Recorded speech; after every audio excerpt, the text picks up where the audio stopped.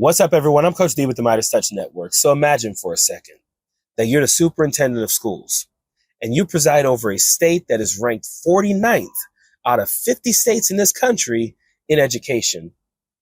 Think of the things that you might do in order to improve on that ranking and ensure a better education for the students in your state. Ryan Walters is the current superintendent of education in the state of Oklahoma. And again, they're ranked 49th out of 50 states in this country in education.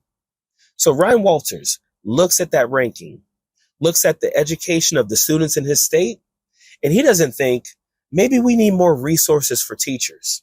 Maybe we need more funding for our classrooms and our students. No, instead, he attempts to create a solution to a problem that does not exist. He looked at the state of Louisiana, who recently legislated putting the 10 Commandments in every classroom, and he said, hold my beer. Check this out. We're going to make an important announcement today regarding the Bible and the 10 Commandments. My staff has been looking at Oklahoma statute. We've been looking at Oklahoma academic standards. And it's crystal clear to us that in the Oklahoma academic standards, under Title 70, multiple occasions, the Bible is a necessary historical document to teach our kids about the history of this country, to have a complete understanding of Western civilization, to have an understanding of the basis of our legal system, and is frankly, when we're talking about the Bible, one of the most foundational documents used for the Constitution and the birth of our country. We also find major points in history that refer to the Bible, that reference the Bible. We see multiple figures, whether we're talking about the Federalist Papers, constitutional conventional arguments, and Martin Luther King Jr., who use it as a tremendous impetus for the civil rights movement and tie many of those arguments back to the Bible. Okay, let me stop him right there. They always seem to find ways to misuse and misquote the statements made by Martin Luther King Jr. when they think it fits their agenda. You know, Martin Luther King Jr. also talked about racism in this country. But if a teacher in Oklahoma tried to teach their class about the history of racism in this country, Ryan Walters would call that teacher woke, get rid of them, and get rid of any book that referenced that racism. Martin Luther King Jr. also talked about reparations. He understood that Black people today missed out on the generational wealth that they would have had their ancestors been compensated for the work they did during slavery. But Ryan Walters, of course, ignores those historical facts. It is essential that our kids have an understanding of the Bible and its historical context.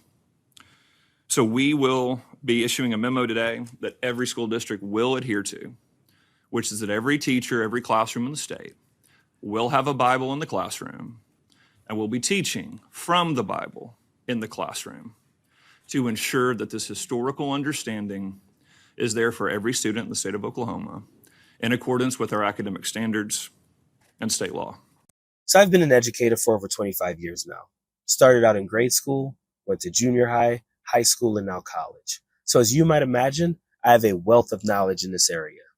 There's not been one single time that I've been sitting in a classroom dealing with an issue and thought to myself, if only I had a Bible in here. Not one single time. But you know what I have thought? If only this classroom were smaller. If only I weren't dealing with a class of 35 to 40 students, this might be more manageable and I could get back to what's most important, education.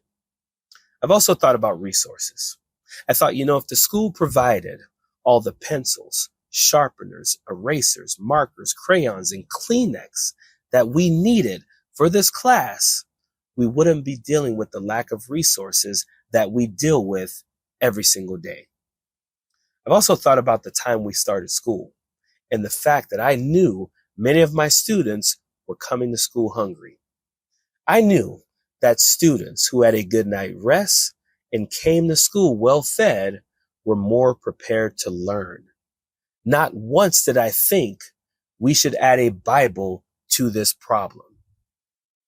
Ryan Walters looks at the problems with education, the problems with resources, the problems with class sizes, the problems with lack of help in the classroom, and instead of addressing those issues, he thinks, let's add a Bible to this.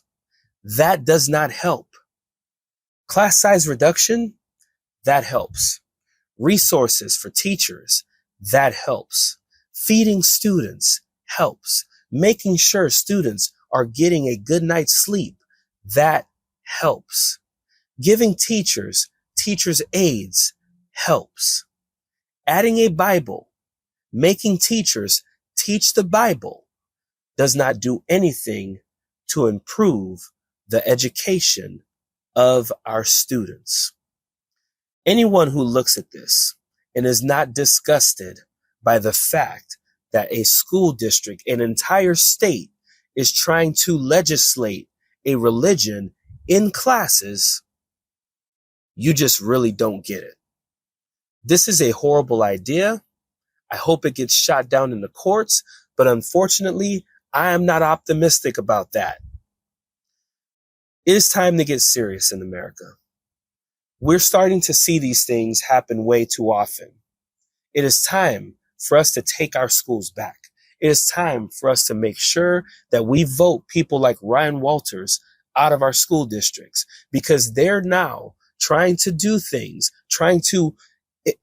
like we've said many times, everything that Republicans say is a projection, is an admittance of guilt. They want to indoctrinate our students right now. They don't think it's important to teach English, math, history, physical education. They want to indoctrinate them on Christianity, on the one religion that they think is important. It is time that we vote these people out. We can't talk about it anymore. We can't think about it. We can't, plan on doing things. It's time for action. All of these people are elected officials, and we got to vote them out. Period. Love this video? Make sure you stay up to date on the latest breaking news and all things Meidas by signing up to the MeidasTouch newsletter at MeidasTouch.com/newsletter.